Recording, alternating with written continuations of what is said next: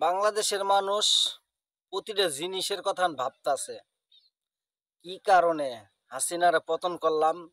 আজকে বাংলাদেশের মানুষের এত দুর্ভোগ চলতেছে, প্রতিটা জিনিসের দাম ভাই বাড়তাছে। আলু খাইতে হইতাছে 70 টাকা কেজি, এখনো বর্তমানে আলুর বাজার 70 টাকা। হাসিনা থাকতে আমরা 50 টাকা কেজি আলু খাইছি। জিনিসের দাম যদি বাড়ছে আবার কমাইছে। আর ডাক্তার ইউনূস সাহেব আসার পরে মনে করছিলাম অনেক ভালো হবে, দেশটা ভালো মতো চালাইবে, গরিবের দুঃখ বুঝবে।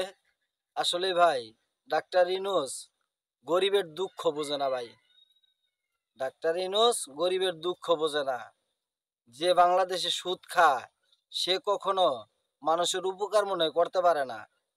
আজকে রিস্কা লাগো নিষিদ্ধ করে দিছে, রিস্কা চালানো যাবে না রাজপথে। তাহলে তারা কি কইরা খাইবো?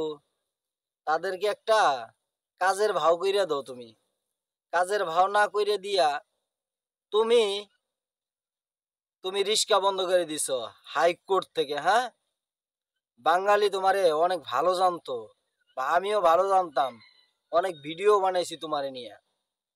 কিন্তু আজকা দুঃখের সাথে জানানো যাচ্ছে যে আজকে ডাক্তার সাহেব ইউনূস সাহেব আজকে গরিবের বেডে কিভাবে লাথি মারতাছে, সমন্বয়কেরা কিভাবে তাদের স্বার্থ হাসিল করতেছে। সমন্বয়ক যে কটা আছে নিজের স্বার্থে ব্যবস্থা করতেছে, নিজের স্বার্থরে রক্ষা করার জন্যই আজকে এরকম অবস্থা করতেছে। আজকে রিস্কা বন্ধ করে দিতেছে, সমন্বয়কের একটা কথার জবাব দেয় নাই। এই রিস্কাওয়ালারা যদি কাজ না করতে পারে তাদের ফ্যামিলিটা কিভাবে চালাইবো? তাদের ফ্যামিলি যদি না চালাইতে পারে তারা কি কইরা খাইবো? তাদের একটা যে কোনো ব্যবস্থা করে দেওয়ার পরে আপনারা রিস্কা বন্ধ করে দেন। আমরাও জানাই রিস্কা বন্ধ হোক, অটো রিস্কা।